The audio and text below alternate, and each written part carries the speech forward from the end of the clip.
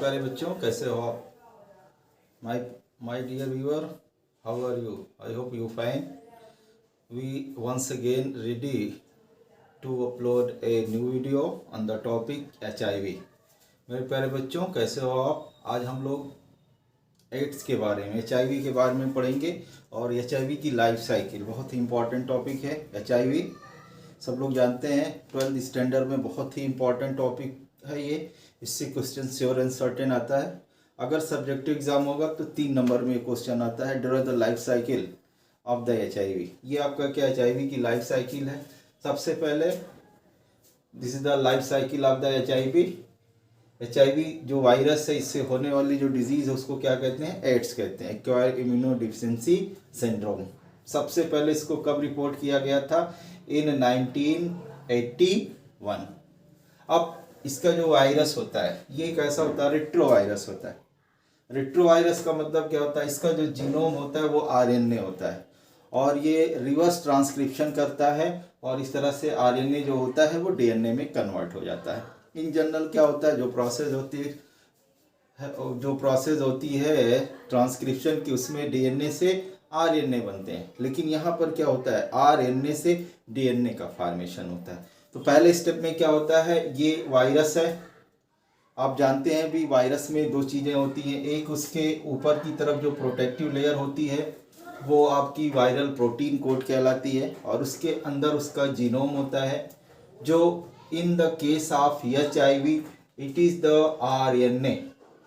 ये जो वायरस होता है जब एक सेल को या एक in reference to human being, अगर हम ह्यूमन बीइंग की बात करते हैं तो हमें जब ये इन्फेक्ट करता है तो सबसे पहले ये जो सेल होती है प्लाज्मा मेम्ब्रेन से होती हुई हमारी बॉडी के अंदर जाती है.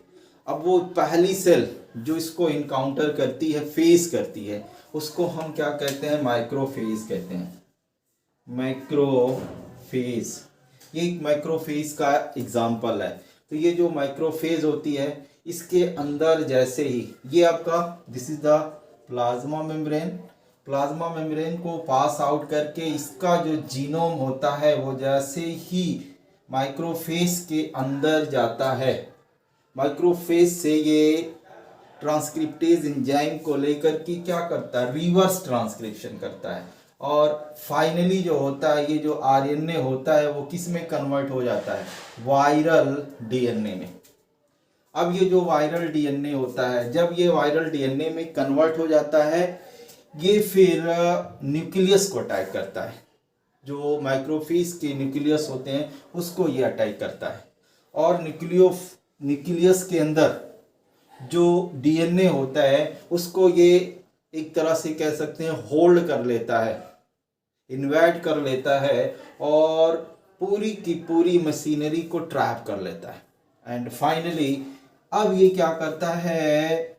वायरल RNA को प्रोड्यूस करना शुरू कर देता है.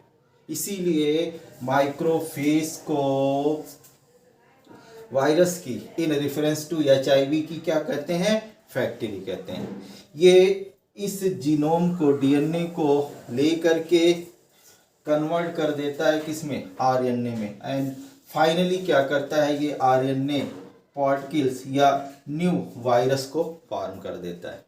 अब ये जो न्यू वायरस होता है ये टारगेट करता है T लिम्फोसाइट को. जो T लिम्फोसाइट होती है, नेक्स्ट जो ये वायरल बना हुआ वायरस होता है ये T लिम्फोसाइट को अटैक करता है और इस तरह से ये प्रोसेस जो होती है वो चलती रहती है. नया वायरस बनेगा, नेक्स्ट T लिम्फोसाइट को क्या करेगा? अटैक करेगा और इस तरह से धीरे धीरे इसके कारण क्या होता है कि जो इम्यूनिटी होती है, यानी हम कह सकते हैं लिम्फोसाइट का जो नंबर होता है धीरे धीरे रिड्यूस होना शुरू हो जाता है.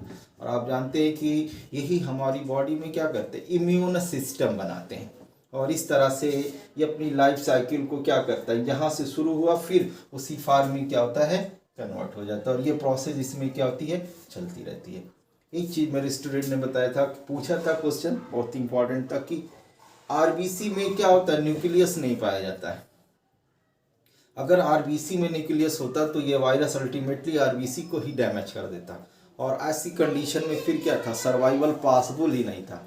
तो अल्टीमेटली एक ये भी रीज़न है कि नेचर ने क्या किया, आरबीसी को डीएनए फ्री बना दिया है। डीएनए अगर पाया जाता है तो हमारी rest of the blood cell, और उनमें भी आपका मेनली जो होता है जो डब्ल्यूबीसी होती है उसमें पाई जाती है, इसलिए हमारे डब्ल्यूबीसी को टारगेट करता है। और चूंकि डब्ल्यूबीसी हमारे इम्यून सिस्टम से रिलेटेड होता है, इसलिए जो इम्यूनिटी होती है वो आपकी क्या होती है, कम होती जाती है। अब इसका जो स्प्रेड होता है, अगर आप डाटा देखेंगे तो क्या होंगे, एकदम एकदम हतप्रस्त हो जाएंगे। अब देखिए इसका डाटा जो था 2020 में अकॉर्डिंग टू WHO, जो टोटल इन्फेक्टेड पर्सन है they are suffer from the HIV, or they are suffering from the AIDS, or they are infected by the HIV, their number is about 37 million, in which two-third of the HIV patient are belong to the African region. African country में इसका effect बहुत ज़्यादा है। और 2020 में इससे जो death हुई है due to the death related to HIV, that is about 6,80,000 जो है वो जो डेथ हुई है वो किससे हुई है, HIV के कारण हुई है। तो बहुत ही ये डेंजरस डिजीज़ है, बहुत तेज फैल रहा है, और ये हमारे लिए, हमारी सोसाइटी के लिए क्या हो गया, एक तरह से कभी ना ख़त्म होने वाली एक बीमारी है। Thank you.